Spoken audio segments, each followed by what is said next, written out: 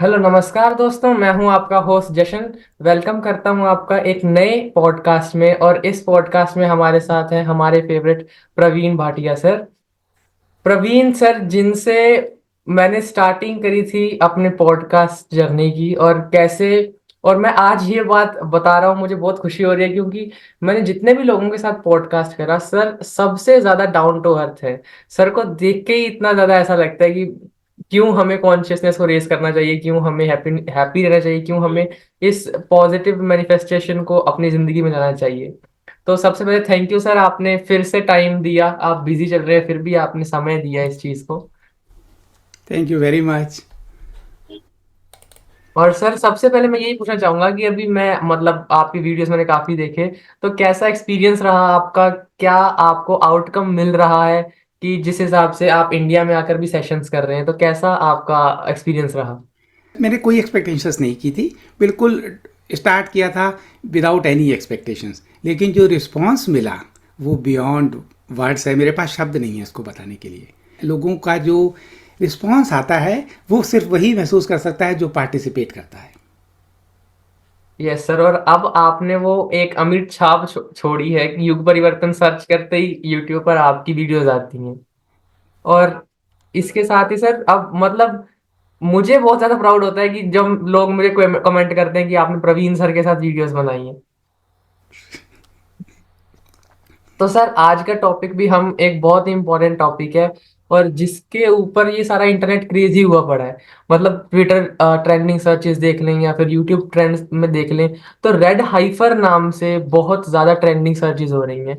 कि जिस हिसाब से जैसा टोरा जो कि सैक्रेड टेक्स्ट है ज्यूस का, उसके अंदर जैसा डिस्क्रिप्शन है एंड टाइम्स के बारे में, कि एंड टाइम्स पर कैसा वो समय होगा कि जब 10th सेक्रीफाइस दिया जाएगा रेड हाइफर्स का। जो ये बिलीव कर रहे हैं कि 9 सेक्रीफाइसेस पहले हो चुके हैं, अब ये समय है जब 10th सेक्रीफाइस इसी अप्रैल या इसके आसपास देने जा रहे हैं। जिसके बाद अकॉर्डिंग टू देयर टेक्स्ट वो एक मसाया उनका जो है वो इस दुनिया के सामने आएगा, और एक नई दुनिया की शुरुआत होगी जिसके अंदर पीस, इक्वालिटी और ये सब कुछ होगा। इसी के साथ ही वो थर्ड टेम्पल को बिल्ड करने की बात कर रहे हैं। तो इसके बारे में आपके क्या विचार हैं सर? ये बहुत सारे धर्म की टीचिंग में इनबिल्ट एक मैनिपुलेशन है। वो मैनिपुलेशन प्रिडिक्टिव प्रोग्रामिंग है।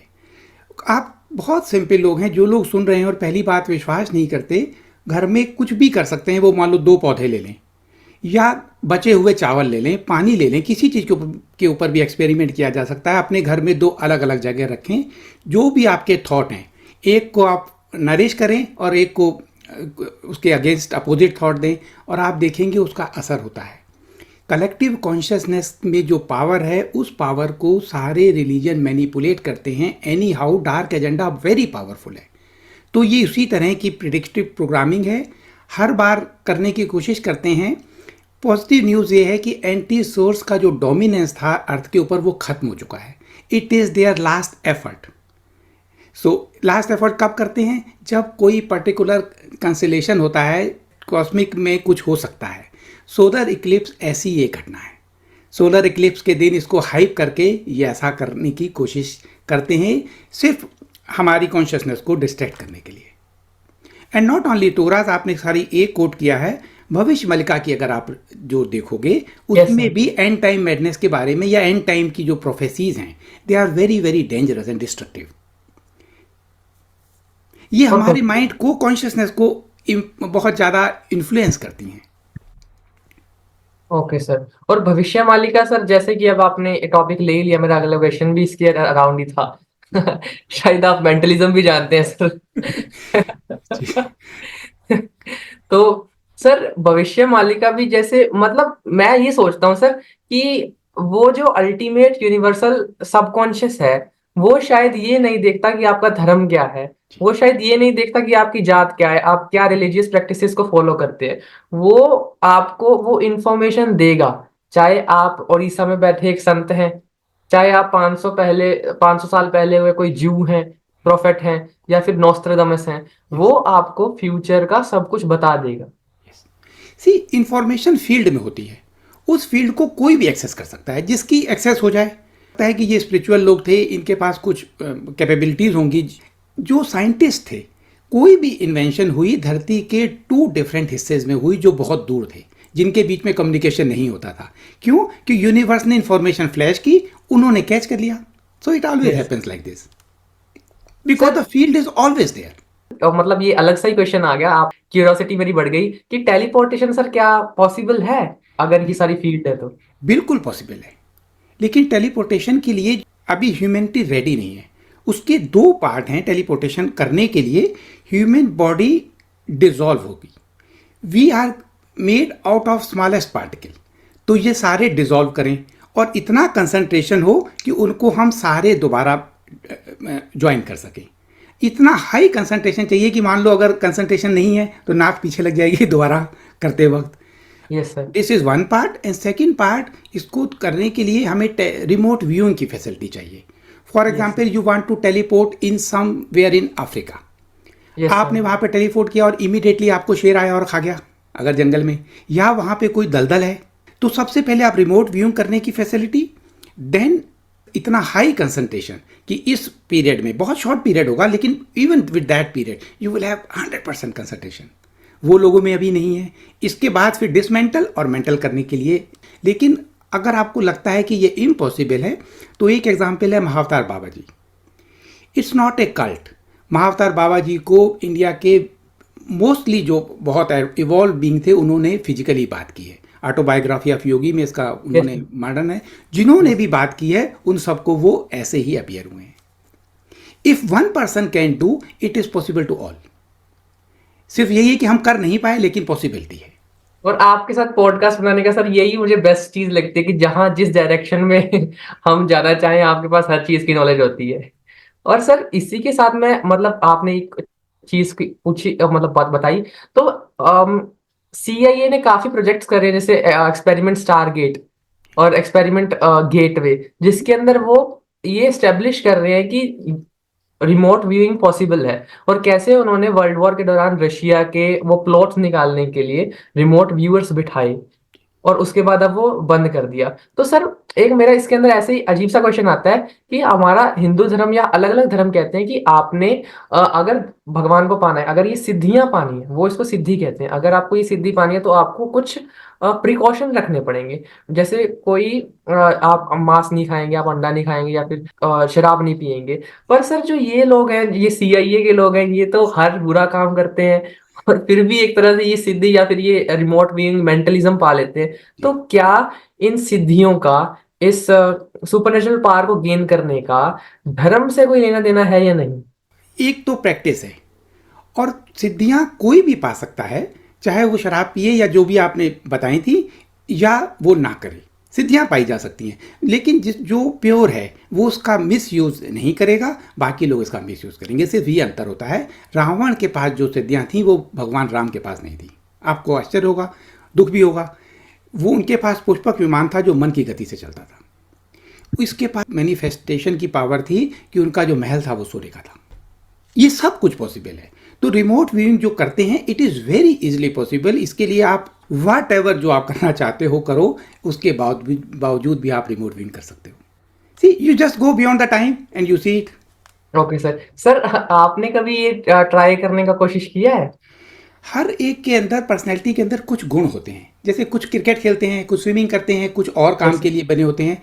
हर एक के अंदर एक इन बिल्ट ये एक कैपेबिलिटी होती है। हम 4 लोगों ने एक साथ कोर्स ज्वाइन किया रिमोट व्यूइंग का। उनमें एक जो है बहुत पावरफुल है, because from childhood she was like this. वो इस काम के लिए बनी है। तो मैं इसलिए इतनी मैं गारंटी से कहता हूँ कि ये पॉसिबल है। मैंने उनको देखा है, वो करती हैं। अगर वो करती हैं तो मेरे लिए भी पॉसिबल था। मैं उतना अच्छा नहीं हूँ, लेकिन इस रिमोट व्यूइंग का सेकंड पार्ट है remote influence. You see the event and you influence it with your consciousness. I think I am good in influencing. Yes sir, वो हम देख सकते हैं कैसे आपने उधर से बैठकर इतने लोगों की लाइफ में इन्फ्लुएंस करा है।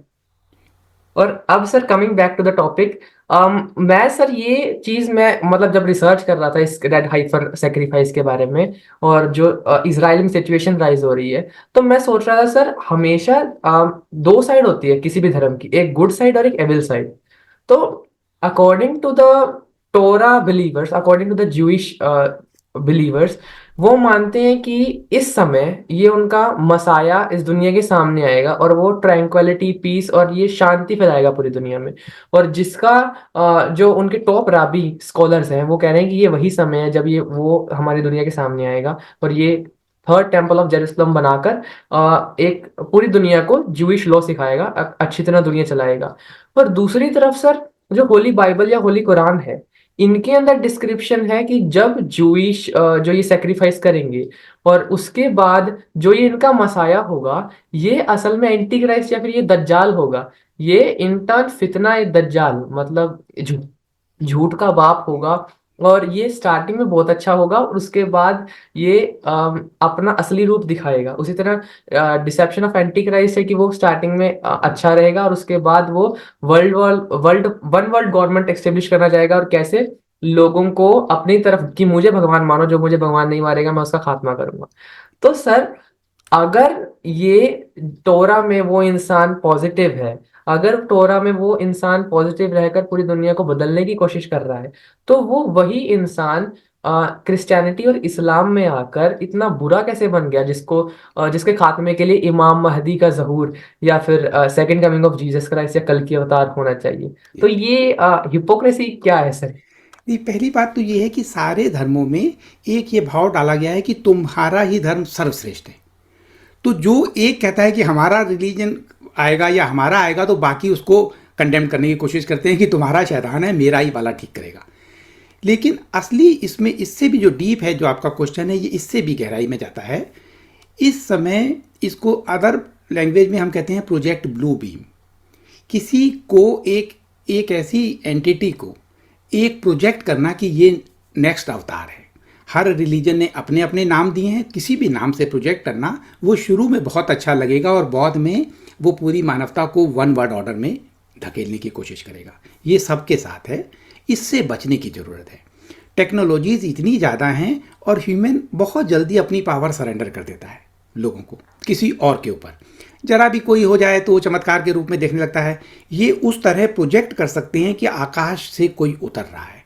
और जिस तरह की प्लानिंग की गई है, प्रेडिक्टिव प्रोग्रामिंग है, जो अगर टोरा वाले हैं जूइश को उनके जैसा दिखा सकते हैं, इस्लामिक को इस्लामिक आउटफिट में दिखा सकते हैं और कल की अवतार सफ़ेद घोड़े पे आ सकते हैं। लेकिन ये पुरानी टाइमलाइन थी, ये हो नहीं पाएगा। एंटी सोर्स डोमिनेशन खत्म हो चुका है।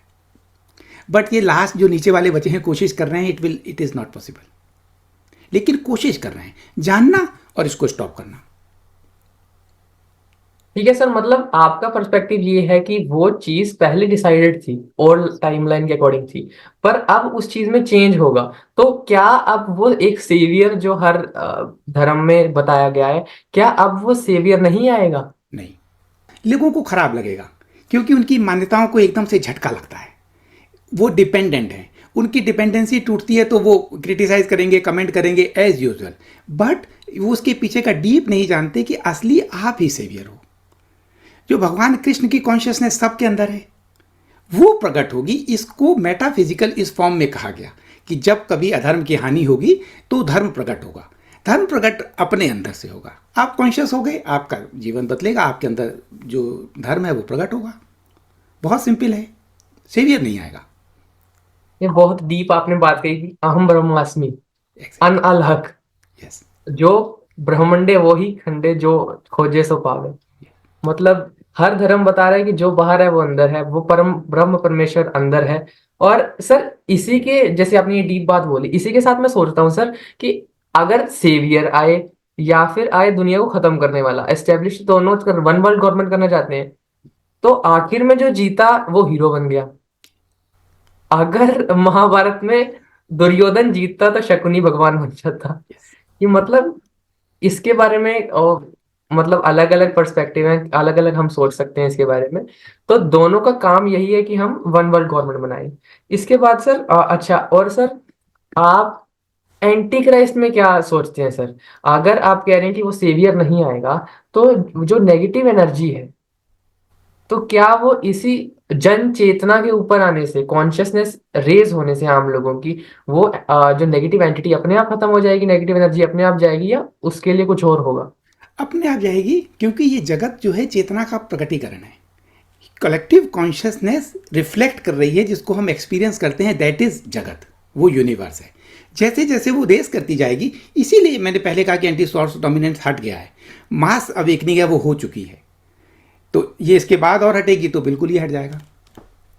मैं आपको बता सकता हूं कि अभी तक की जो कॉन्शियसनेस थी, इस कॉन्शियसनेस में हायरार्किकल सिस्टम थे, मनी का फ्लो एंटी सोर्स की ओर जाता था। 1% लोग 80% वेल्थ को कंट्रोल करते थे, 5% पीपल 95% को। इंडिया में 9 फैमिली, आप सोचो 140 करोड़ की पॉपुलेशन में 9 फैमिली 50% वेल्थ को कंट्रोल करती हैं, क्योंकि फ्लो गलत था। इस फ्लो से मिजरी थी, गरीबी थी, अबेंडेंस नहीं थी, लोगों को संघर्ष करना पड़ता था। एंटी सोर्स डोमिनेंट जब हटा, अब मनी का फ्लो थोड़े समय के बाद इक्वल होना शुरू होगा, अबेंडेंस आएगी, वो सिक्योर फील करेंगे, तब क्रिएटिविटी प्रकट होगी धरती पे। ये सब आने वाले समय में होगा। सर इसका आपके अकॉर्डिंग, आपके रिसर्च के अकॉर्डिंग इसका क्या टाइमलाइन है? जैसे आप कह रहे हैं कि अब अवतार नहीं आएगा, अब हमें अपनी जन चेतना को, अपनी कॉन्शियसनेस को रेज करना है और ये पॉजिटिविटी दुनिया में फैलानी है और एक नए युग का स्थापना करना है। तो इसका, जैसे अब भविष्य मालिका को मानने वाले लोग कह रहे हैं कि 24-25 शनि अपने मीन राशि में आ रहा है और ये अपना सबसे ज्यादा अर्थक्वेक या डिजास्टर, सिविल वॉर या वर्ल्ड वॉर जैसी सिचुएशन बन रही है। तो आपके अकॉर्डिंग कब तक ये एक डिजास्टर्स सिचुएशन रहेगी और किस समय के बाद एक्सपेक्टेड नया युग यानी सतयुग नई स्थापना होगी? अगर जिस स्पीड से अवेकनिंग हो रही है, आने वाले फेज में ये एक्सपोनेंशियल होने की एक्सपेक्टेशंस हैं, क्योंकि ग्राउंड लेवल तैयार हो चुका है। तो by 2027 it may be starting of a new era. It's not far away, we will experience, our generation will experience. और जो आप कहते हो डिजास्टर, आपने शब्द यूज किया था कि Bhavishya Malika and other they are predicting such a scenario, उस केस में इसको मैं डिजास्टर नहीं कहता हूँ, चैलेंजिंग कहता हूँ। ये चैलेंजिंग है क्योंकि दो एनर्जीज अपने अपने प्रभुत्व को स्थापित करने के लिए संघर्ष कर रही हैं। डिजास्टर नहीं होगा अगर हम थोड़ी भी कॉन्शियसनेस और रेज कर लेंगे, तो डिजास्टर नहीं होगा, डिसफंक्शनल हटना है। ठीक है सर, तो मतलब विनाश होगा और कुछ समय के बाद एक नया युग, नया समय जिसमें पीस होगा और शांति होगी और सर अबेंडेंस होगी, अबंडेंस होगी। तो क्या इनसिक्योरिटीज सर के थ्रू ये दिक्कत आती है, क्योंकि जब माइंड में इनसिक्योरिटी होती है, तब हमारी जो कॉन्शियसनेस है वो एक्सपेंड नहीं कर सकती। अगर एक बर्तन में एक सेल रखो, एक्सपेरिमेंट किया गया, सारे cell they were enjoying and they were distributed equally, एक ड्रॉप उनको डाली जिसको वो मतलब उसको क्या आप कह सकते हो पॉइजन था उन सेल्स के लिए, इमीडिएटली सिकुड़ के सब कोने में चले गए, डर गए, क्योंकि सर्वाइवल पैराडिग्म था। ये इनसिक्योरिटी हंसते ही, जैसे ही अबेंडेंस आएगी, लोग अपना वास्तव का जो उनका नेचर है वो नेचर प्रकट होगा। हम सब के अंदर डिविनिटी है, बिकॉज ऑफ फियर वो दबी हुई है। हम पड़ोस से डरते हैं तो इसलिए हम सिकुड़े रहते हैं, या अपनी सिक्योरिटी या उसको मारने की कोशिश। Yes sir. तो जैसे ही हटेगी तो ह्यूमन का असली नेचर प्रकट होगा, डिविनिटी। और ये आपने सर बहुत अच्छी बात कही कि हमें खुद को बदलना है और कैसे हम ये मास अवेकनिंग करेंगे। तो सर इसी के साथ ही जो अलग अलग धर्म है, इनके अंदर डिस्क्रिप्शन है कि कैसे काफिरों का खात्मा होगा इस समय के दौरान। इस समय के दौरान जो मलेच्छ हैं, जो धर्म से अलग हैं और जो नॉन बिलीवर्स हैं, उनका खात्मा होगा, जिसके बाद एक नई युग की शुरुआत होगी। तो जैसे आप कह रहे हैं कि अब मैनिफेस्टेशन होगा उस एनर्जी का कि हमें अपनी कॉन्शियसनेस रेज करनी है और नए युग में जाना है, तो क्या इस प्रोसेस में भी उन नेगेटिव मतलब जो लोग हैं ऐसे, जो नॉन बिलीवर्स हैं, जो मैनिफेस्टेशन को नहीं मानते, जो अपनी चेतना को नहीं मानते, जो सिर्फ अपनी डेली रूटीन लाइफ में ही सेल्फिशनेस में ही अपना जीवन जीना चाहते हैं, क्या उनका खात्मा होगा इस समय में? ये थोड़ा सा कंट्रोवर्शियल है, लेकिन फिर भी मैं इसको बताने की कोशिश करता हूँ। भविष्य मलिका में लिखा है कि 8 खरब में से 30 करोड़ बचेंगे लोग, और वो 30 करोड़ कौन से होंगे? जो मांस नहीं खाते। सी थिंक, कितने परसेंट लोग दुनिया में मांस खाते हैं और कितने परसेंट हिंदू भी मांस खाते हैं? एक कॉन्सेप्ट क्रिएट करना, इस तरह खत्म नहीं होंगे लोग। This is wrong idea. However, third dimension जिसमें हम हैं, जो हमारी रियलिटी है, फिजिकल बॉडी, मैं आपसे बात कर रहा हूं, और इसके बाद जब हमारा शरीर छूट जाता है, that two is part of the same cycle. इसी साइकिल में हम दोनों रहते हैं। कुछ लोगों को जो इस ट्रांजिट की एनर्जीज के लिए अपनी फिजिकल बॉडी या कॉन्शियसनेस रेडी नहीं कर पाएंगे, they will remain in fourth dimension, जिसको हम कहते हैं मरने के बाद का समय। वहाँ पे थोड़ा रिहेबिलेट होंगे, थोड़ा समय लेंगे, और अर्थ पे जब री इनकारनेट करेंगे तो अर्थ यहाँ पे न्यू कॉन्शियसनेस इस्टेब्लिश हो चुकी होगी। When they are ready they will reincarnate. So it's not that tragedic. और सर मतलब आप जो बातें करते हैं वो बिल्कुल शांति वाली बातें करते हैं कि जिसके अंदर ऐसा कुछ नहीं होगा। अब लोग कह रहे हैं कि जो इस समय में मरेंगे वो उनको फिर से 84 लाख में जाना पड़ेगा जूनियों में, जी, जन्म मरण के चक्कर में। जी। ये रिलीजन का एक कॉन्सेप्ट है, उनको डरा के रखो। जब तक वो डरे रहते हैं तब तक वो सरेंडर करते हैं डर के मारे। तो ये डराने का काम है, बड़े पुराने समय से चल रहा है, डरने की जरूरत नहीं है। आप सिर्फ निसर्ग दत्त महाराज जी की एक बुक पढ़ लो, आई एम दैट, आपके सारे कॉन्सेप्ट ड्रॉप हो जाएंगे जो ये कॉन्सेप्ट इन्होंने ज़बरदस्ती थोपे हैं, और सारे रिलीजन में इक्वली थोपे हैं। जिस रीजन ने ज़्यादा डराया वो उतना कट्टर, जिसने कम डराया वो उतना ओपन। ये तो बहुत सही बात कही सर आपने। और सर इसके साथ ही अब एक नया टॉपिक, जैसे कि आपने बताया रेड हाइफर वाला, ओल्ड सिस्टम है, कस्टम्स हैं अलग अलग धर्मों के। इसी के साथ ही सर जो एस्ट्रोलॉजिकली लोग बिलीव कर रहे हैं कि इस बार जो 8 अप्रैल को जो सोलर एक्लिप्स होने जा रहा है, वैसे हिस्टोरिकली देखें तो ऐसा रेयर इवेंट जो एस्ट्रोलॉजर्स बिलीव कर रहे हैं। उसके बाद जो दूसरे होते हैं सर, जैसे रिसर्चर्स होते हैं जो सोलर पाथ को कवर करते हैं कि जहां जहां सूर्य जाएगा इस ग्रहण के अनुसार, वो भी सर अलग बात कर रहे हैं कि ये बहुत ही रेयर इवेंट होगा जिसके अंदर हिब्रू में अल्फा और टॉव, एक जो डिकोडेड वर्ड्स हैं, जो डिस्क्रिप्शन है होली बाइबल में, तो उनके अनुसार भी ये समय बहुत विचलित है, बहुत अजीब है। तो आप इस पर्टिकुलर दिन के बारे में, इस पर्टिकुलर इवेंट के बारे में क्या कहना चाहेंगे? क्यों स्पेशल है ये 8 अप्रैल का सोलर सी, एट एक्लिप्स? अप्रैल जो है फुल सोलर इक्लिप्स है, जहाँ पे देखा जाएगा तो कंप्लीट वो कवर हो जाएगा। कभी कभी पार्शियल होते हैं, कभी कभी फुल होते हैं, ये फुल सोलर इक्लिप्स है। सोलर एक्लिप्स के दिन अर्थ के जो मैनिफेस्टेशन पावर जो आपने पहले कही थी वो बहुत पावरफुल होती है।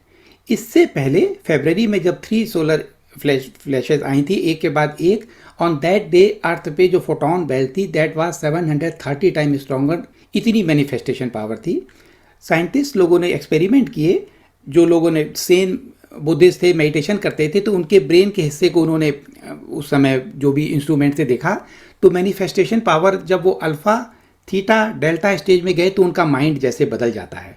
एग्जैक्टली सेम ये इलेक्ट्रोमैग्नेटिक फील्ड सोलर फ्लेयर के दिन कम हो जाती है। एग्जैक्टली सेम ब्रेन में वही आती हैं, चाहे वो मेडिटेटर हैं या नहीं हैं। इस दिन का बहुत पावरफुल है। इसको ये जानते हैं, डिस्ट्रैक्ट करने के लिए फियर का एजेंडा फैला देते हैं। इस मैनिफेस्टेशन में आप अपनी रियलिटी को कुछ भी क्रिएट कर सकते हो, क्योंकि ये पावरफुल समय है। उसमें एक बीज डाल दो कि डर होगा, वार होगी, धरती खत्म हो जाएगी। ऐसे स्फीयर फैलाने वाले लोग ही बाधा हैं। They are unconsciously part of that dark agenda. वो सोचते हैं कि वो अच्छा काम कर रहे हैं, but they are the instrument of that agenda. Mass meditation की कॉल दे देते हैं। क्यों कॉल देते हैं? डर फैलाते हैं, फिर मास मेडिटेशन करो। नथिंग। अगर आप इस समय को यूज़ कर सको अपने लिए, एक ऐसे भविष्य को देख सको जिसमें अर्थ के अंदर असेंशन हो चुका है, जिसके अंदर कोई सफरिंग नहीं है, दैट विल बी क्रिएटेड। लेकिन वो डर फैला के डर क्रिएट करना चाहते हैं, because that is part of their agenda.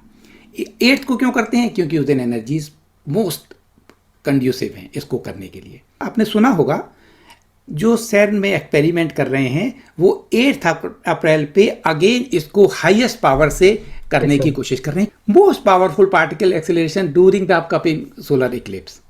तो ये इनके एजेंडा हैं।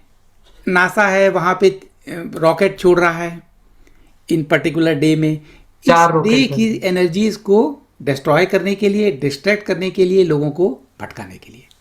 और सर अब जैसे आपने बताया कि सोलर फ्लेयर जो है वो अफेक्ट करेगा, इम्पैक्ट डालेगा ह्यूमन कॉन्शियसनेस के ऊपर, तो बस यही मेरा अगला क्वेश्चन था कि लोग बिलीव कर रहे हैं कि जैसे मून है, एक सेलेस्टियल ऑब्जेक्ट है, पर ये भी जब एक पर्टिकुलर पोजीशन में आता है, जैसे इस 8 अप्रैल को सारे प्लैनेट्स एक लाइन में आ रहे हैं, तो क्या इनका इम्पैक्ट होता है अर्थ के फील्ड पर, जो आपने अभी क्लियर ही कर दिया आप कि लोग कैसा सोचते हैं? मैंने सुना था सर, अभी एक मैं रिसर्च में वीडियो देख रहा था कि जो अ, चांद है, इसका एक पर्टिकुलर पोजीशन जब आता है तो पागल जो खाने होते हैं उसके अंदर भी ज्यादा गार्ड लगा देते हैं, क्योंकि ये इफेक्ट करता है ह्यूमन के ब्रेन को। सर क्या ये सच है? यस, ह्यूमन चांद जो है वाटर को इन्फ्लुएंस करता है, अट्रैक्ट करता है। ज्वार भाटा आते हैं, और ह्यूमन के अंदर भी 70% 65% वाटर होता है। बूढ़े लोगों में 65 है, बच्चे में 73 है, इसके बीच में सबके अंदर है। तो कुछ लोग सेंसिटिव होते हैं, उनको ज़्यादा प्रभावित करता है। कुछ लोग कम सेंसिटिव होते हैं, उनको बिल्कुल प्रभावित नहीं करता। लेकिन जो पागल खाने में लोग हैं, दे आर सेंसिटिव पीपल, तो इसलिए उनको प्रभावित करता है। It is true. ठीक है sir. I know some people who got affected by these waves. अमावस या फुल मून के दिन उनके अंदर चेंजेस होते हैं, they have to take care ठीक है ऑफ। सर, तो मुझे मतलब अजीब लग रहा था, मैंने कभी ऐसा साइंटिफिकली सुना नहीं था। तो स्केप्टिकल व्यू के तौर पे मैंने सोचा कि कैसे एक सेलेस्टियल ऑब्जेक्ट अफेक्ट करेगा हमारे ब्रेन को, कि यस। इतना दूर है हमसे। तो आपने क्लियर कर दिया कि ऐसा भी पॉसिबल होता है। इसके साथ ही सर, अब जैसा कि सिचुएशन बन रहे हैं वर्ल्ड वॉर या फिर जियोपॉलिटिकली, जैसा सिचुएशन राइज हो रहा है, चाहे हम अब इसराइल ईरान का देखें। अब ईरान ने लास्ट वार्निंग दे दिया कि हम तो अटैक करेंगे। यूएस कह रहा है कि हमारे उस बेसिस पर मत करना, हमारा इसमें कोई लेना देना नहीं है। इसके बाद सर रशिया यूक्रेन पहले से चल रहा है, इसराइल पैलेस्तीन पहले से चल रहा है। हिजबुल्लाह ने वार्निंग दे दी है इसराइल को इस रेड हाइफर के पर भी, कि तुम अगर अलग सा मॉस्को को डेमोलिश करोगे अपने थर्ड टेम्पल को बनाने के लिए, तो हम रिटेलिएट करेंगे। इसके साथ ही सर इंडिया चाइना एक तरह से बहुत ज्यादा एस्केलेशन हो रहा है, चाहे हम पॉलिटिकल इश्यूज करके कहें कि इलेक्शन है, या ताइवान टेक ओवर वो करना चाहता है। तो ये सर चल क्या रहा है, और आपको इन मसलों का हल क्या दिखता है? क्या ये फुल फ्लेज वॉर होंगे, इसराइल ईरान का, रशिया यूक्रेन का, और नाटो रशिया वर्सेस नाटो, या फिर इंडिया चाइना का? आपको क्या लग रहा है सर ये इसके बारे में? कुछ भी नहीं होंगे।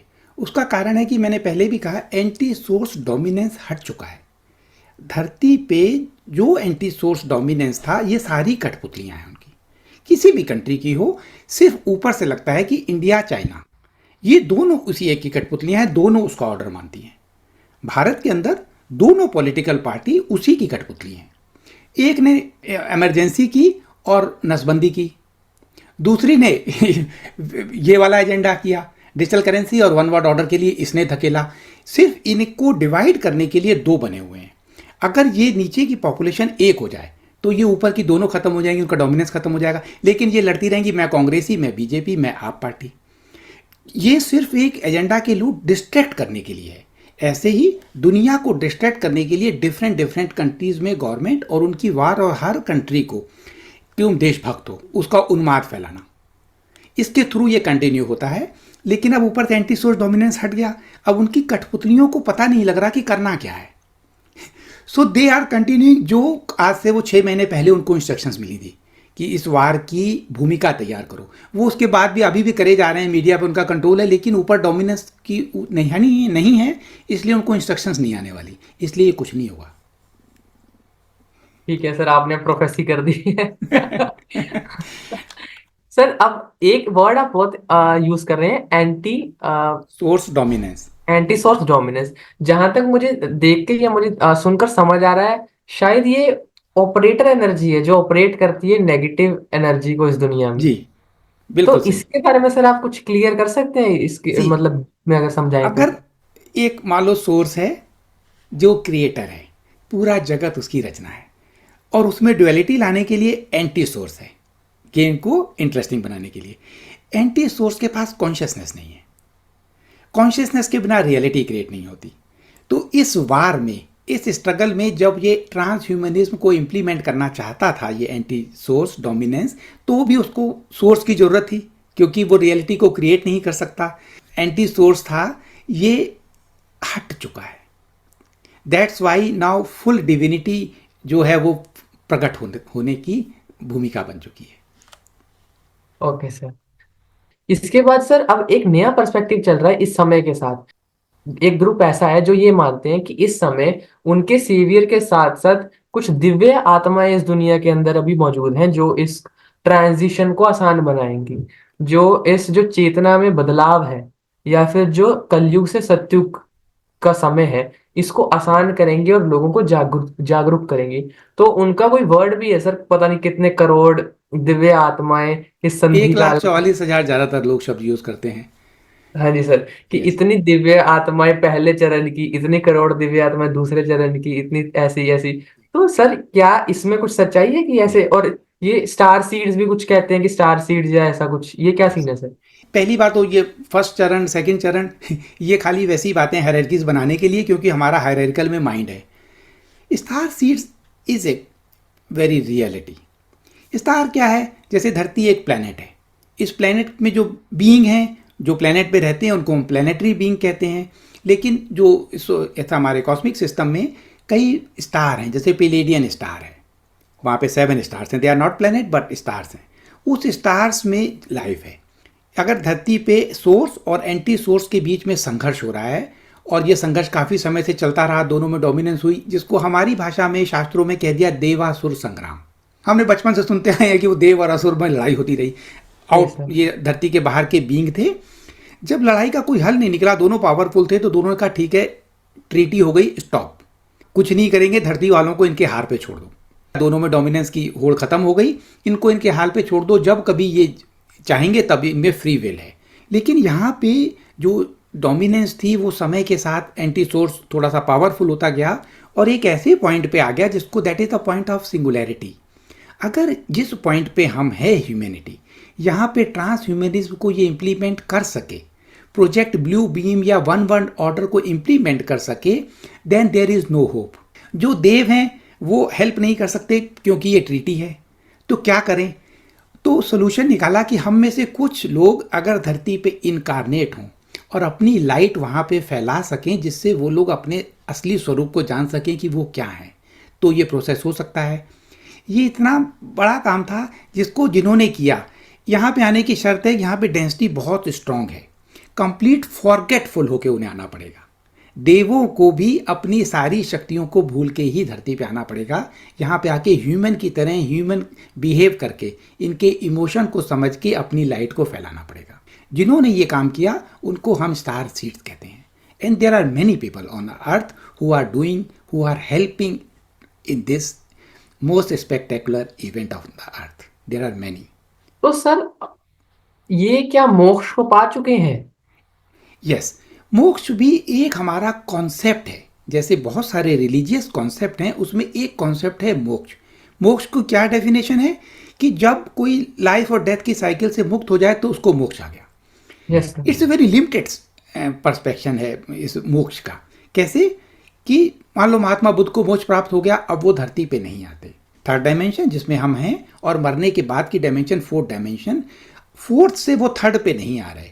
इट डज नॉट मीन कि वो फोर्थ के बियॉन्ड जा सकते हैं। अभी ये डेंसिटी इतनी स्ट्रांग है, इसके बाहर कोई नहीं जा सकता। ये बात भी अभी जब ये पॉडकास्ट रिलीज होगा तो लोग खूब कमेंट लिखेंगे, उनकी भावनाएं आहत होती हैं। हमारे महात्मा बुद्ध क्यों नहीं बाहर जा सकते? मैं सिंपल बताता हूँ। महात्मा बुद्ध की कहानी सारे बुद्ध के लोग मानते होंगे। उसमें उन्होंने कहा कि जब वो वहाँ पे पहुँचे तो उन्होंने कहा कि आपने इतना महान काम किया है, ये स्वर्ग जो आमतौर पे एसेसेबल नहीं है, यहाँ पे आप के लिए आप आ सकते हैं, यू आर एलिजिबल। तो उन्होंने कहा जब तक धरती पे आखिरी पर्सन नहीं होगा तब तक मैं इसके अंदर एंटर नहीं करूँगा। आप देखो कि यही वो कह रहे हैं, जब तक धरती असेंड नहीं होगी, ये मैट्रिक्स नहीं ब्रेक होगी, मैं इसके अंदर एंटर नहीं करूँगा।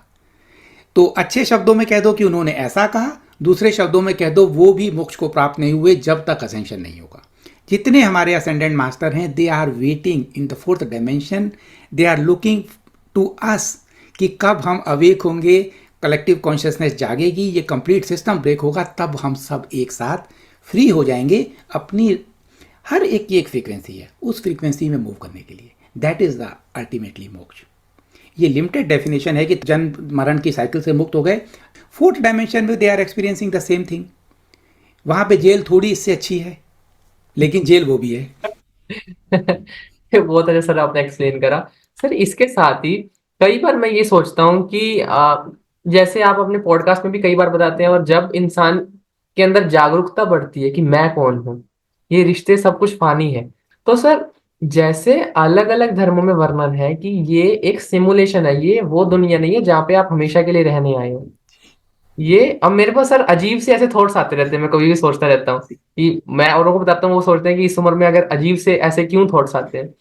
तो मेरे अंदर सर ये चलता रहता है कि मेरा जन्म इन्हीं पेरेंट्स से घर क्यों हुआ, कैसे, क्या ये कर्म चक्कर क्या है, लॉ ऑफ कर्मा क्या है, कि जैसे हम देखते हैं कई लोग सबका बुरा करते हैं फिर भी ये ऊंचाई पर जाते हैं। तो सर ये आज के पॉडकास्ट के टॉपिक से अलग क्वेश्चन है, क्योंकि मेरे से रहा नहीं जा रहा कि एग्जैक्टली ये सिमुलेशन है क्या, ये मैट्रिक्स, ये माया जाल क्या है, जी। और इसका आपके अनुसार वो रचयिता कौन है? जी। क्या है वो जिसको लोग परम ब्रह्म परमेश्वर कहते हैं? ये जी। एक थ्योरी है, महाविष्णु है, वो सांस छोड़ते हैं तो हजारों करोड़ों बबल्स निकलते हैं जिसके अंदर ब्रह्मांड होते हैं, और जी। उसके ऊपर गोलोक है। तो ये जी। आपके अनुसार क्या चीज है? सी, बहुत सिंपल है। ह्यूमन सारे के सब दिव्य हैं। उनकी डिविनिटी में जहाँ जो उनका ट्रू नेचर है, वहाँ पे अबेंडेंस है, मिजरी नहीं है, किसी चीज़ कोई बीमार नहीं होता, दर्द नहीं होता। तो कभी कभी ये होता है कि दर्द होता क्या है, मान लो कहीं पे एक्सपीरियंस करने की इच्छा कि सफरिंग क्या होती है, कमी क्या होती है। इसको एक्सपीरियंस करने के लिए हमारी कॉन्शियसनेस का एक सेगमेंट है जिसने अर्थ लाइफ की सिमुलेशन क्रिएट किया है। ये रियल नहीं है, इट लुक्स लाइक रियल। जैसे मान लो आप हो, आपको कोई भी एक एग्जाम्पल ले लो, माउंट एवरेस्ट ले लो। आपको माउंट एवरेस्ट में जाने की इच्छा है। माउंट एवरेस्ट क्या होता है, एक्सपेडिशन क्या होता है, मैं एक बार एक्सपीरियंस करना चाहता हूँ, लेकिन फाइनेंशियल मीन्स नहीं है, फिजिकल हेल्थ नहीं है, ट्रेनिंग नहीं है, या मान लो ओवर एज्ड हो, आप तो नहीं हो लेकिन कोई ऐसा हो सकता है और वो माउंट एवरेस्ट पे जाना चाहता है, तो एक सिमुलेशन बना दिया। It is the copy of an expedition of the Mount Everest. इतना रियल कि आप उसको डिफ्रेंशिएट ना कर पाओ ये असली है कि नकली है। तभी तो असली एक्सपीरियंस होगा। और वहाँ पे कॉन्शियसनेस रियलिटी क्रिएट करेगी। आप माउंट एवरेस्ट पे जा रहे हो, आपको लगा ब्यूटीफुल सनराइज को देखना है, वेदर को एक्सपीरियंस करना है, तो चेंज हो गया। आपको एक्सपीरियंस करना है एवलांच का, तो एवलांच प्रकट हो गया, आप उसमें डेथ हो गए। सफरिंग का एक्सपीरियंस करना है तो आपके सारा जो पूरा ग्रुप है वो सब की डेथ हो गई, अकेले आप बचे, आपके भी हाथ पांव टूट गए। इतना real, that is the simulation, that is Maya. It is not real, but it looks like a real because your consciousness wants to experience something which is not possible otherwise. And it is only possible if you come into complete forgetfulness. अगर आप अपना रूप याद आ गया तो आप इसको stop कर दोगे। जैसे ही सफरिंग आएगी, अवलांच आएगा, आप इसको स्टॉप कर दोगे, तब आप एक्सपीरियंस ही नहीं कर सकते। That is the maya. This is the consciousness evolution. In the lower level you are complete forgetful. Then journey start होती है, क्वेश्चन स्टार्ट होते हैं। जैसे आपने क्वेश्चन पूछे, मेरे माइंड में ये क्वेश्चन आते हैं। Then you are in the middle phase, ये क्वेश्चन उठने शुरू हो गए। जैसे इन क्वेश्चन के आंसर मिलेंगे, then you know it is maya. Then when it is maya, then you are not interested. Interest खत्म हो गया, you are free, you will go back from where you came into this simulation to experience this. Sir, क्या मैं अपनी मर्जी से इस simulation में आया? Exactly, each and every person came into this simulation with their own free will, but they don't okay. realize it because now they are complete forgetful. Even the star seeds, they came with their own free will. They said yes, we want to help humanity. Many, they suffer. इस density में आके पूरी तरह से forgetful होते हैं, सफ़र करते हैं, समाज में फिट नहीं होते। सारे स्टार सीड समाज में फिट नहीं है। आपको अगर समझना है कि स्टार सीड्स की लाइफ क्या होती है, तो आप पीके मूवी की देखो। It's in metaphysical movie. वो धरती पे आया लाइक स्टार सीड्स, यहाँ आके अनफिट है, सारे उसको पी के कहते हैं, थप्पड़ मारते हैं, उसको समझ नहीं आता कि ये क्यों ऐसा कर रहे हैं। जो धरती के लोगों के इंटरेस्ट हैं उसके इंटरेस्ट नहीं है, जो मैट्रिक्स में फुली इन्वॉल्व है उसके इंटरेस्ट, और जो जिसके अंदर बीच की स्टेज में आ गया उसके इंटरेस्ट में क्लैशेस हैं। वो अपने फैमिली में अनफिट है, फ्रेंड सर्कल में अनफिट है, क्योंकि उसको ये जानता है कि ये पूरी तरह ठीक नहीं है। तो यस ये सर। पीके की स्टोरी से बिल्कुल बहुत ऐसी स्टोरी हम स्टार सीड्स की है। तो सारे अपनी मर्जी से आए, और एक दिन आप रियलाइज करोगे that is the, because your questions are very good, so I want to give you one more hint. The complete whatever you are experiencing, it is a dream. Each and every person is created by your consciousness. Only you are creating this complete universe for yourself. There is only you, there is no other. इसी को उन्होंने non duality की जो philosophy है, there is no other. I am in your dream because you want to experience something. Complete your experience is your experience. It is your dream. और sir, जैसे जैसे वो इंसान उस सच के करीब आता है, वो उस मैनिफेस्टेशन में बिलीव करने लग जाता है, जहां तक मुझे समझ आ रहा है, क्योंकि जहां उसने उस ड्रीम को सच माना, वो चीज उसके सामने आ गई। जी। बहुत अच्छा समझाया सर आपने। तो सर ये सारे सिमुलेशन को बनाने वाला कौन है? सी हम अपनी इसको, मर्जी से यहाँ पर यस, आए हैं, हमें बनाने वाला कौन है? We are creator. We are creator, creators for our yes, self. Creator, yes, creator and creation is the one thing. We are multi dimensional being. हमारा एक जो एक्सपीरियंस कर रहा है ऊपर से, और एक आप हो जो इसके अंदर हो, और इन दोनों ने मिलके बनाया। लेकिन एनी हाउ जो ये बना था, इस पे थोड़ा सा ये बिगड़ गया, क्योंकि हम बहुत ज़्यादा इसमें इससे बाहर नहीं निकल पा रहे थे। फिर जब हमने देखा हम बाहर नहीं निकल पा रहे, तो हमने इसमें ये सब सीन डाले हुए हैं जो आपने पहले बोले, टेंथ सेक्रीफाइस और वट एवर, मुझे उनके नाम नहीं पता। ये सारे आपने सीन डाले हैं कि ये सीन से आपको याद आ जाए कि ये सिमुलेशन है, फॉरगेटफुल में हूँ, मैं वापस जा सकूँ। Your higher self is so intelligent, he knows कि यहाँ पे जो फॉरगेटफुल इतनी सॉलिड डेंसिटी है, अब वापस नहीं आ पाएगा कोई। आपने इतना परफेक्ट सिमुलेशन क्रिएट किया है कि इससे वापस आने के बैक डोर के रास्ते बनाए हुए हैं। तो जो समझ जाता है उसको सिग्नल मिलते हैं, जो नहीं समझ पा रहा वो इग्नोर कर देता है। और यही हर धर्म बताता है सर, यही हर संत बताता है कि तुम श्वासों की पूंजी लेकर इस धरती पर आए हो और इधर से तुमने अपने असली देश में जाना है। जी, ये हमारा और घर सर, नहीं है, असली हाँ घर जी सर, हमारा कहीं और है। तो असली घर से दोबारा भी इधर आना पड़ सकता है सर, क्योंकि धार्मिक व्यू ये है कि वो परम ब्रह्म परमेश्वर था, उसकी मौज आई, उसने अपनी मतलब मैनिफेस्ट करा कि इतनी मैं आत्माएं बनाऊं, इतना मैं ब्रह्मा बनाऊं जो क्रिएटर होगा, विष्णु बनाऊं जो इसको प्रिजर्व करेगा, और शिव बनाऊं जो इनको खत्म करेंगे। तो अब मैं ये सोचता हूँ सर, हम आत्मा को बना दिया गया, हमें इस गेम में डाल दिया गया सिमुलेशन में, और जो बेस्ट वन होगा, श्रीमद् भगवत गीता में बताते हैं कृष्ण कि वो मुझको पालेगा, वो मोक्ष को पालेगा, और वो जन्म मरण के चक्कर से पार हो जाएगा। तो जन्म मरण से चक्कर से पार होकर मोक्ष में जाकर क्या आपका फिर से मन करा कि मैं दोबारा इनको भेज दूं आत्मा को? जी, तो यस, मतलब सी सी, आई गॉट योर पॉइंट। अभी तो पहले मैंने कहा कि जो मोक्ष का कॉन्सेप्ट है वो इंडिविजुअल थर्ड डायमेंशन की जो कॉन्शियसनेस जिसकी लिमिटेशन है, उसने मोक्ष का ये कॉन्सेप्ट बनाया है, इंक्लूडिंग हमारे शास्त्र, इंक्लूडिंग हमारी अंडरस्टैंडिंग। लेकिन yes, once you are free, you are out of matrix, out of maya, I believe even after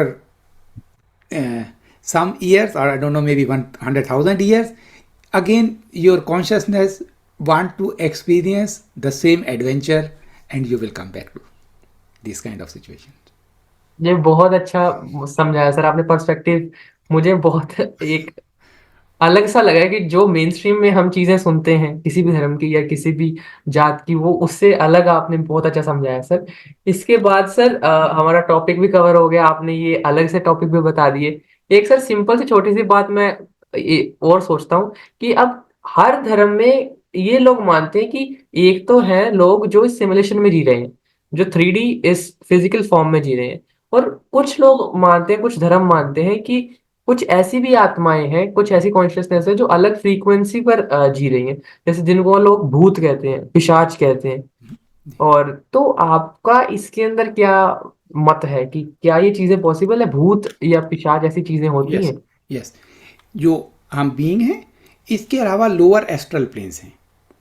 तो जो लोअर एस्ट्रल प्लेन्स में लोअर एस्ट्रल बीइंग्स हैं, अभी तक अर्थ की डेंसिटी जब लोअर थी, इसमें लोअर एस्ट्रल बीइंग का इन्फ्लुएंस था। नाउ अर्थ की फ्रीक्वेंसी रेज होती जा रही है, एक्सपोनेंशियल रेज हो रही है, इस फ्रीक्वेंसी में लोअर एस्ट्रल बीइंग सरवाइव नहीं कर सकते, so there dominance is getting released. बहुत कम बची है। आप तो छोटी एज के हो, मैं, मेरी एज आपसे काफ़ी ज़्यादा है। जब मैं छोटा था तो ये केसेस बहुत सुनाई देते थे, अब कम होते जा रहे हैं। आने वाले समय में बिल्कुल ख़त्म हो जाएंगे। बाय 2024 ये ओवरलैपिंग बंद हो जाएगी। So these are overlapping now. Earlier they were together. Now its frequency is raising, but they are still some part it is overlapping. By 2024 it will be released. There will be no lower astral being on the earth. Thank you sir इतनी चीजों को समझाने के लिए। Last question sir इसके अंदर मेरा बस ये होगा कि जो आपने ये समझाया कि हमें अपने आप को जानना है कि हम क्यों इस एडवेंचर को लेने आए हैं, और कैसे इस सिमुलेशन में हम खुद अपनी मर्जी से आए हैं, और हमने अपनी मर्जी से जब हमें सच समझ आ गया हम चले जाएंगे। तो सर मतलब अब हर एक सेक्ट बिलीव कर रहा है चक्रास के बारे में, तो क्या कुंडलिनी अवेकनिंग इसी के साथ लिंक्ड है? Yes. इससे पूरी तरह लिंक नहीं है, लेकिन फिर भी जैसे हमारी बॉडी में इस सिमुलेशन को मेंटेन रखने के लिए हमारी मेमोरी ही क्रिएट कर रही है। उसमें जो भी डिज़ायर्स रह गई उनको हम टेंडेंसीज, प्रवृत्तियां कहते हैं। उन प्रवृत्तियों को करने की इच्छा रह जाती है। और सिस्टम इतना पावरफुल है कि छोटी सी लाइफ है, आपने एक जीवन लिया, उसमें डिज़ायर पैदा हो गई। वो डिज़ायर इस जीवन में फुलफिल अगर नहीं हो पाई, वो टेंडेंसीज हमारे चक्रों में है। हमारी एस्ट्रल बॉडी में, फिजिकल बॉडी तो बंद कर देते हैं या ज़मीन में गाड़ देते हैं, लेकिन जो एक एस्ट्रल बॉडी है वो कंटिन्यू करती है विद दैट मेमोरीज। हमारी एस्ट्रल बॉडी के अंदर ही ये चक्र हैं। चक्र सूक्ष्म शरीर में है, एस्ट्रल बॉडी में है, it's not in physical body. तो अगर साइंस के डॉक्टर कहें कि चक्र दिखाओ तो चक्र नहीं दिखेंगे। लेकिन हमारी एस्ट्रल बॉडी में 3 बॉडियों का कॉन्सेप्ट है, फिजिकल, एस्ट्रल, कॉजल बॉडी। तो चक्र एस्ट्रल बॉडी में है, उनमें हमारी टेंडेंसीज और मेमोरीज हैं। जब हम किसी भी प्रैक्टिस को करते हैं तो वो रिलीज होती हैं, तब हमारी कॉन्शियसनेस जान जाती है कि इससे कोई अंत नहीं है, तो वो इनसे फ्री हो जाती है। जब वो जान जाती है कि सिमुलेशन है, उसका इंटरेस्ट खत्म हो जाता है। सो इन दैट वे कुंडलिनी इसको हेल्प करती है, इन चक्रों को। और अभी तक की कॉन्शियसनेस में सिर्फ 7 चक्रों की बात होती थी, मूलाधार से लेकर सहस्रार तक। Yes sir. अब नेक्स्ट डायमेंशन, सी हमारी कॉन्शियसनेस यहाँ तक थी, इसमें 7 चक्र थे। We are going to next level. अब हम 8th 9th चक्रों पे अपना काम कर रहे हैं, जो इससे पहले नहीं बोला जाता था, ज़रूरत नहीं थी। बिहार स्कूल ऑफ योगा के परमहंस सत्यानंद सरस्वती जी की एक बात मुझे बहुत अपील करी कि जानवर जब इवॉल्व करते हैं, जानवरों का सहस्रार ह्यूमन का मूलाधार है, हमारा सहस्रार नेक्स्ट डायमेंशन का मूलाधार है। मूलाधार। ठीक है, तो ये सर मतलब इंटर्न ये हिरेक्री समझा रहा है कि कैसे हम अलग अलग मैनिफेस्टेशन में अपनी हिरेक्री रखनी है जिस जन्मों के हिसाब से। आप इसको ऐसे भी कह सकते हो कि ये सोर्स है, इस सोर्स से जितनी दूर है वो फर्स्ट डायमेंशन की रियलिटी मैनिफेस्ट हुई, दैट इज मेटल और मिनरल्स। सेकेंड लेवल की मैनिफेस्टेशन हुई, that are plants and animals.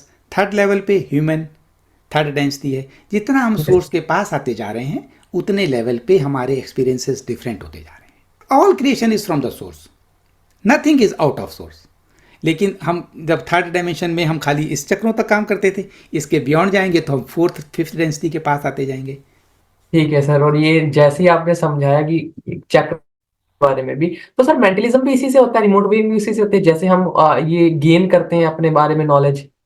इनके बियॉन्ड भी आप जो रिमोट व्यूइंग तो बहुत आसानी से कर सकते हैं विदाउट चक्रिंग। चक्र अगर आपके एक्टिवेशन नहीं है तो भी कर सकते हैं। आप रिमोट व्यूइंग को क्या समझते हो, मैं थोड़ा सा एग्जाम्पल देके बताता हूँ। बहुत अच्छे रिमोट व्यूअर को एक इवेंट जिसकी हम बात करते हैं कि सोलर फ्लैशेस धरती पे बहुत बड़ी क्वांटिटी में आएंगी, that is a event, boom. Yes sir. उस इवेंट को 4-5 बेस्ट रिमोट व्यूअर को दिखाया गया। They could go beyond the time, they could see.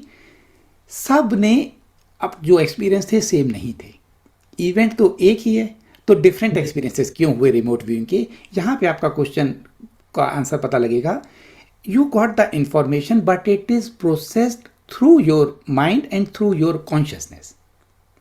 If that portion is not pure, if that portion is having fear, you will see that event fearful.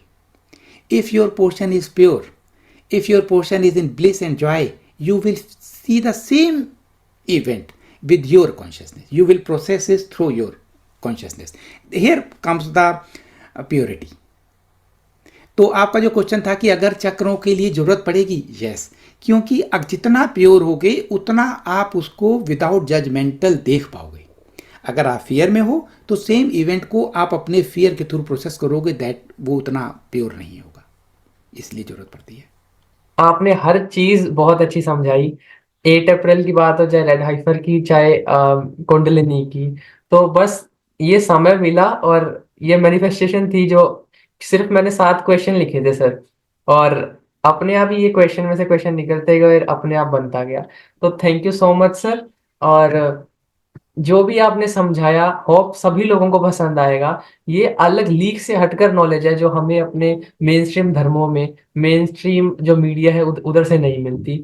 जो ये knowledge है मोक्ष की, जो आपने सिमुलेशन की समझाई, या भूत, इन चीजों की बताई, कैसे हम चक्रास को एक्टिवेट, ये चीजें हेल्प करेंगी आज के यंगस्टर्स को, और कैसे वो समझे कि ये समय नॉर्मल नहीं है और हमें अपनी मास अवेकनिंग कर कर एक नए युग, एक नए सतयुग में, गोल्डन एज में जाना है, और जहां पर पीस, ट्रैंक्विलिटी और शांति होगी, और लास्ट में सर थैंक यू अगेन, आपने समय निकाल कर इन सभी क्वेश्चंस का जवाब दिया, और कैसे ये जो क्रेजी हुआ बड़ा इंटरनेट रेड हाइपर के बारे में आपने ये ओल्ड सिस्टम और न्यू सिस्टम को समझाया। और होप आप आगे भी हमारे साथ ऐसे ही जुड़ते रहेंगे और ये नॉलेज फैलाते रहेंगे। लास्ट में यही चीज कहना चाहूंगा कि सर मुझे आप पहले इंसान लगते हो कि जिसके अंदर जीरो ईगो है। नहीं नहीं, ऐसा नहीं है। ज़ीरो ईगो होना बहुत बियॉन्ड स्टेज है, लेकिन हम लोग काम कर रहे हैं सबके सब। क्योंकि मैंने जितने भी लोगों के साथ सर पॉडकास्ट बनाया है, मैं अगली बार उन्हें कहता हूँ तो वो थोड़ा ईगो दिखा, मतलब कुछ ना कुछ दिखाते एटीट्यूड हैं। मैंने दिखाते सर हैं। एक संत की बात सुनी थी, उन्होंने कहा था सर जहां पर ज्ञान होगा वहां पर अहम नहीं होगा, जहां पर ज्ञान होगा वहां पर ईगो या ऐसा अहंकार नहीं होगा। वो मुझे आप में दिखता है सर। सी ज्ञान क्या है? You are everyone. मैंने पहले कहा कि आपका सपना है, कोई दूसरा है ही नहीं। जब है नहीं तो कैसे अहम हो सकता है? बस ये एक पॉइंट है। और आज का पॉडकास्ट भी बहुत इंपॉर्टेंट है। सोलर इक्लिप्स के दिन उस 4 मिनट में, 4-5 मिनट का, या उससे जितना आप कंसंट्रेशन हो कर सकें, अपनी रियलिटी को मैनिफेस्ट करें, एक सुंदर जगत को डर से उठ के आप इसके कंट्रीब्यूट करेंगे इस धरती पे एक नए एरा के इस्टेब्लिशमेंट में। You are the contributor in that way. तो at last thank you so much sir for joining, और होप आगे भी आप हमें यही ज्ञान देते रहें और लोगों को समझाते रहें, इस मास अवेकनिंग में आप एक कारण बने। और मिलते हैं अगले किसी पॉडकास्ट में, तब तक के लिए टेक केयर, गुड बाय, जय हिंद। जय Hind, thank you very much.